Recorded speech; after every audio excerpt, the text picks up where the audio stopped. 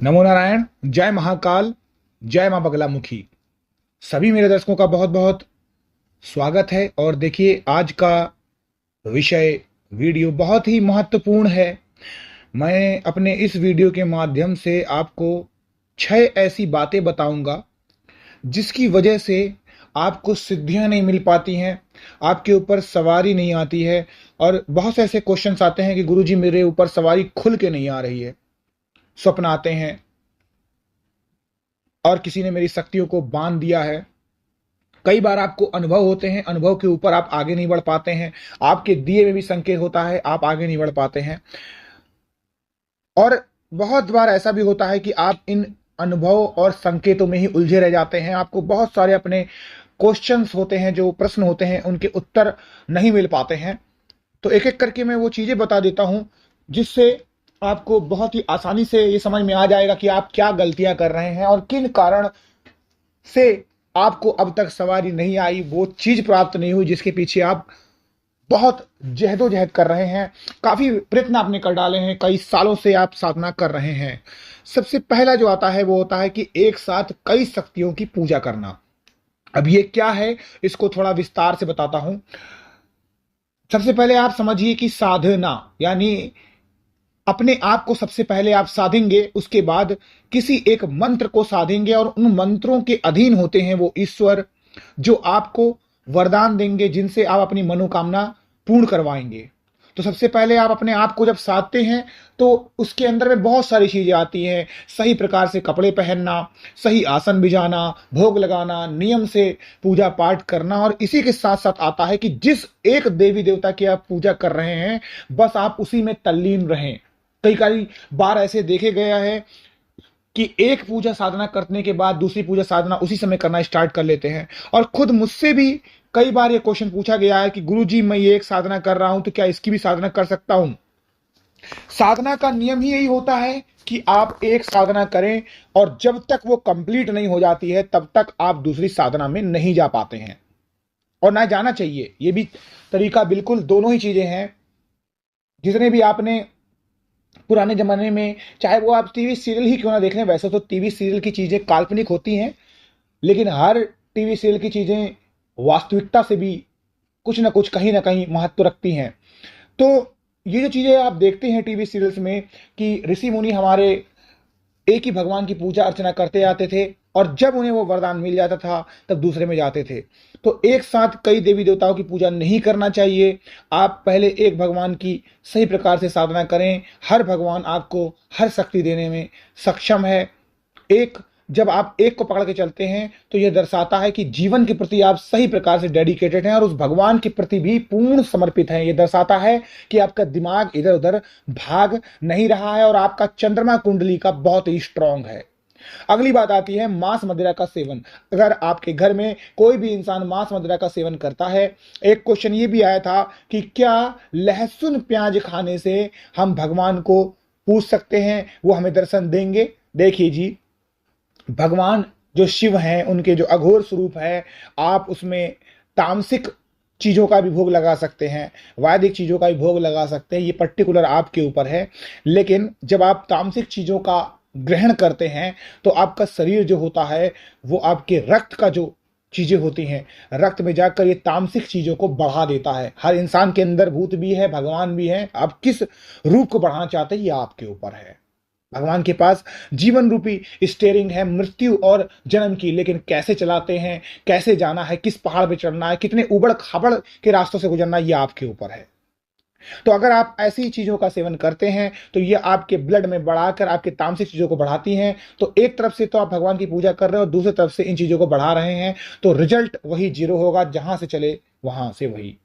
तो आपको मांस मदिरा का सेवन नहीं करना चाहिए, और आपके परिवार में भी किसी भी इंसान को मांस मदिरा का सेवन नहीं करना चाहिए। या अगर वो करता भी है तो वो इंसान कम से कम आपके पूजा घर में जहां पर आप पूजा करते हैं वहां तो कदापि उसका प्रयोग ना हो, प्रवेश ना हो। तो ऐसा नहीं करना चाहिए। आप अपने लिए एक साफ सुथरा जगह चूज करें। आप कैसे चूज करेंगे ये आपके ऊपर है। अगली बात आती है सही कमरे का चुनाव। देखिए, जब भी आप पूजा पाठ करते हैं तो आपका कमरा स्वच्छ होना चाहिए, और शक्तियां 7 से 9 दिनों के बाद उस जगह में अपना डेरा जमा लेती हैं, आना चालू हो जाती हैं। और शक्तियां एटलीस्ट नहीं आएंगी तो उनके जो गण होते हैं वो आपका पाठ सुनने, चालीसा सुनने, आपके मंत्रों को सुनने जरूर आते हैं।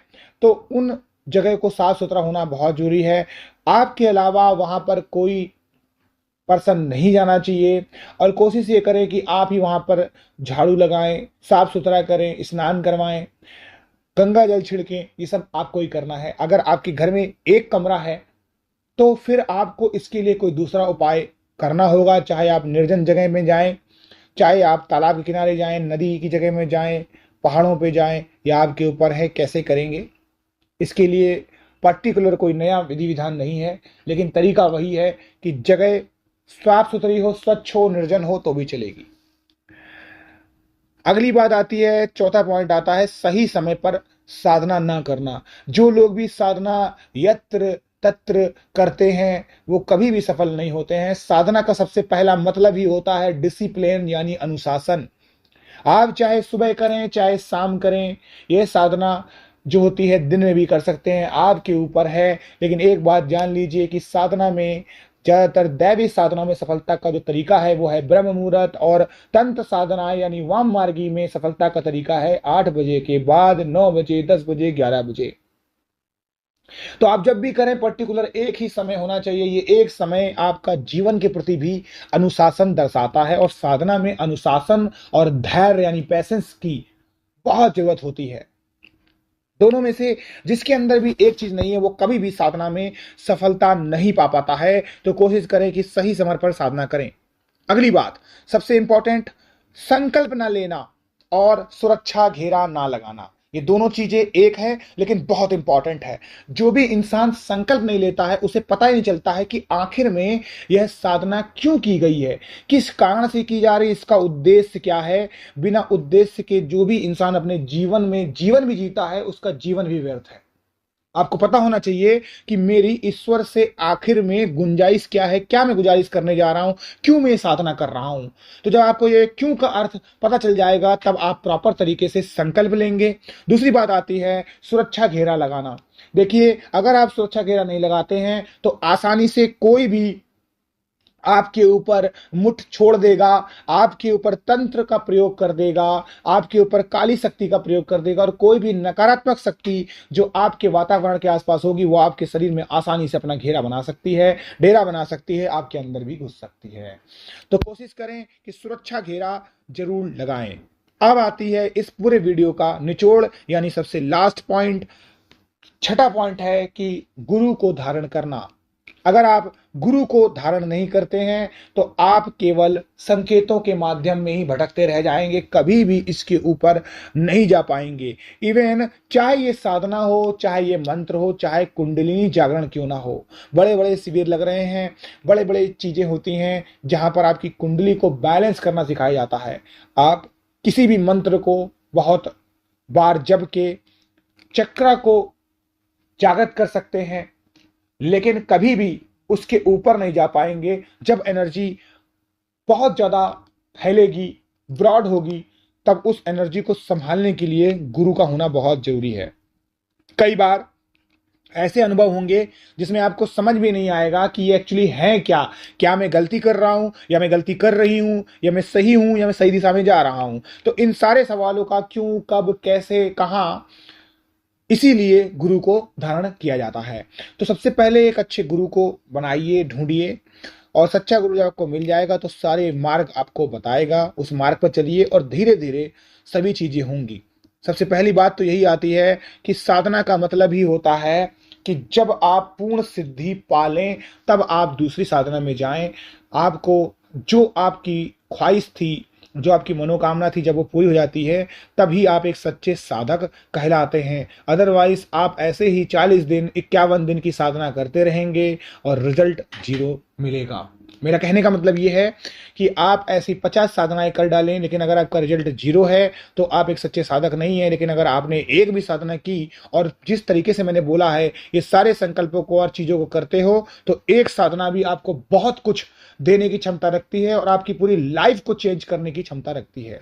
आप सभी लोग मेरी बात समझ गए हैं। खुश रहिए, स्वस्थ रहिए, और मैं अपने इष्ट श्री हरि नारायण विष्णु से कामना करता हूं कि आप सभी लोग साधना के मार्ग पे बढ़ते रहें और आपकी मनोकामनाएं जरूर पूरी हों। नमो नारायण। जय महाकाल, जय मां बगलामुखी।